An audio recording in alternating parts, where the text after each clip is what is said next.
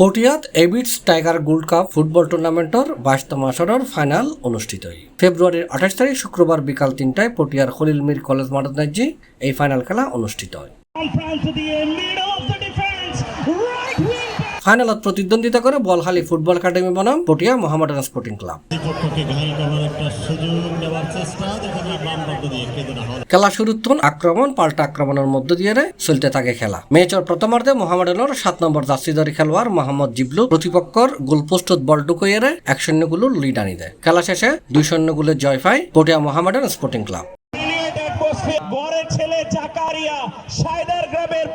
খেলা শেষে পুরস্কার বিতরণ অনুষ্ঠান অনুষ্ঠিত হয়। এতে টুর্নামেন্ট কমিটির আহ্বায়ক এম ইদ্রিস অপুর সভাপতিত্বে প্রধান অতিথি আছেন Chattogram metropolitan chamber of commerce and ইন্ডাস্ট্রিজের সভাপতি এবং টুর্নামেন্টের প্রধান পৃষ্ঠপোষক আলহাজ খলিলুর রহমান। এবিটসুর আজিজুল হকের সঞ্চালনায় অনুষ্ঠানত বিশেষ অতিথি হিসেবে উপস্থিত আছেন গাফফারনাহাট ট্রাস্টের চেয়ারম্যান আলহাজ শামসুল আলম, আল আরাফা ইসলামী ব্যাংক পিএলসির পরিচালক আলহাজ আহমেদুল হক। এছাড়া উপস্থিত আছেন এবিটসুর আবু তাহের ইমু, আরিফুল ইসলাম সুমন, ফুরকান, নজরুল ইসলাম নিলয়, মোহাম্মদ জাহাঙ্গীর আলম, মোহাম্মদ মফিজ, জিএম বাবু, মোহাম্মদ শহীদ, নওশাদ ও নিহাত। ফুটবল খেলা এটা খুব ভালো জিনিস। আজকে এখন পৃথিবীতে খেলার প্রতি মানুষের আকর্ষণ বেশি, খেলার প্রতি আগ্রহ বেশি। যেমন ক্রিকেট, ফুটবল, এটার জন্য মানুষ পাগল। মানুষ এটা করার মানে হলো এই দেশের মানুষ কোথায় খেলা দেখতে পারে না, খোলায় যেতে পারে না, গরিব মেহনতি মানুষ সবাই ছেলেরা এখানে থাকে।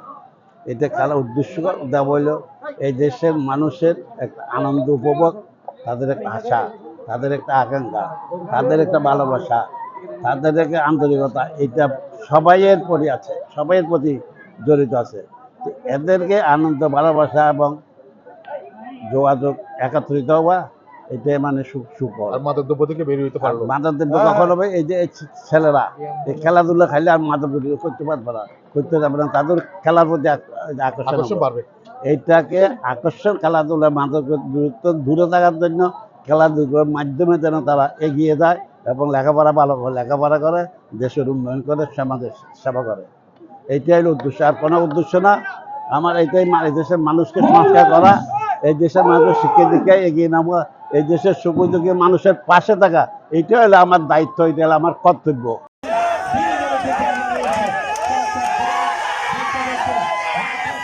C+ TV, Chittagong.